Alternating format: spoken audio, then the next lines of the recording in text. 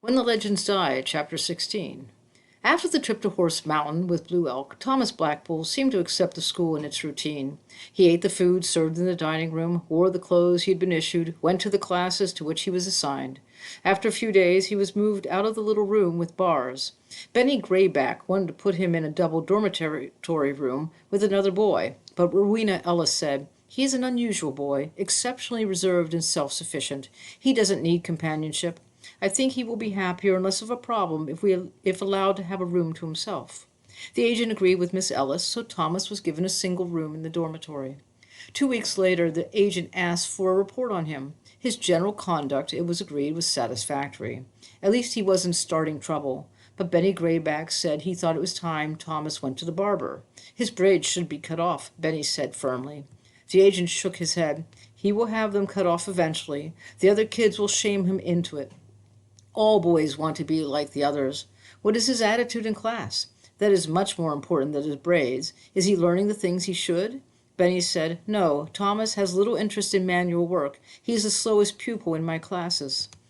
The agent turned to Neil Swanson. Neil said, "He is worse than useless in the stables. Yesterday I set him to work cleaning the cow barn, and when I went back to see how he was doing, he threw a forkful of manure at me. He said that cows stink."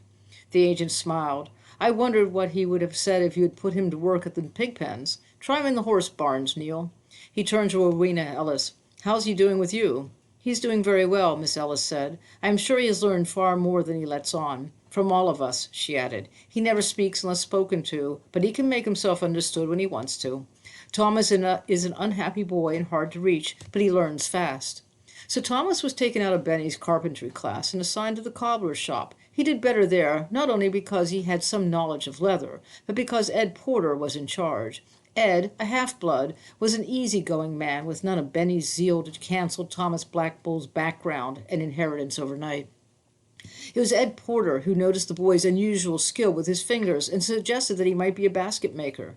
So Thomas was sent to the basketry class, where Ed's wife, Dolly Beaverfoot, a Paiute, originally from Utah, was the instructor. Dolly gave Thomas the conventional basket materials and started to show him how to make a simple meal basket. But he pushed the coarse reeds aside and said, "These are no good." He left the room, was gone half an hour, and came back with an armful of willow stems. Dolly smiled with pleasure and watched as he chose among the stems and began stripping the bark from them with his teeth in the old way. When he had the materials to suit him, he began to weave a basket in a way that not even Dolly could match. It was, Dolly said, one of the best baskets she had ever seen, as good as those the old ones among her own people had made. Word spread about Thomas Blackpool's basket. The girls in the basketry class, Thomas was the only boy in the class, had whispered among themselves about how handsome he was in a rather solemn way. But now they came to his bench to admire his work and speak open words of praise, and the school's boys, of course, heard about this. The boys had laughed at his braids, but never openly. Now they began talking about the new girl, and saying, "She makes better baskets than the teacher," and "She is really Bear's sister. That is her real name."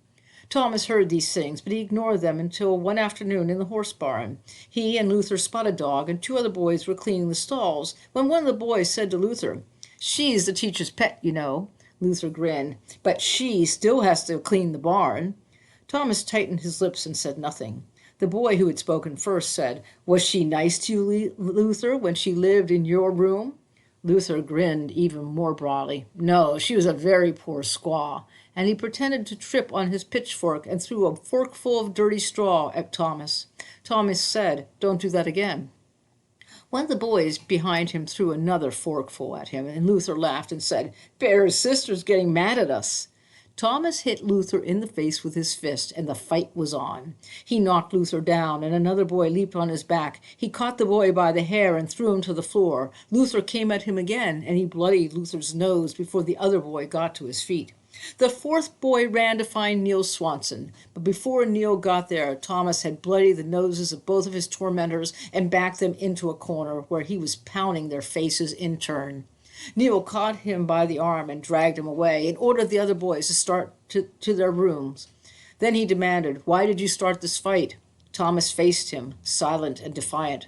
"I won't have such going-ons in my barn. Why did you do it?" Thomas still refused to answer.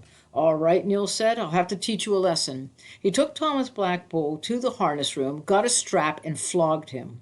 Thomas took it tight-lipped and without a sound. When had finished, Neil said, Let this be a lesson to you. Do it again and you'll get another licking. Now go to your room. Thomas went to the school building instead of the dormitory. He went to the basketry room, and before Dolly Beaverfoot could even ask what was the matter, he took his partly finished basket and tore it to shreds. Then he went to the dormitory and to his room and locked the door. 20 minutes later, Benny Grayback was at the door. Thomas, he ordered, unlock the door. I want to talk to you. There was no answer. Benny pounded on the door. He ordered. He pleaded. He got no answer at all. A little later, Rowena Ellis came to the door. She knocked and said, Thomas, this is Miss Ellis. I want to talk to you. No answer. I want to know what happened. You have done something very bad, Thomas, but I am sure it was not your fault. You can talk to me and tell me about it. Can't you, Thomas?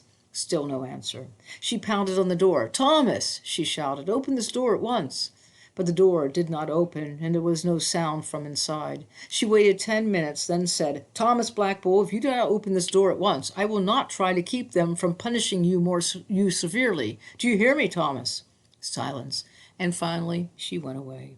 He stayed in his room all that night. And the next day, Benny Grayback came to the door again, and the next evening, and ordered, then threatened. Rowena Ellis came again, and pleaded, then threatened. He answered neither of them, and the agent said, Leave him alone. He'll starve out in another day or two.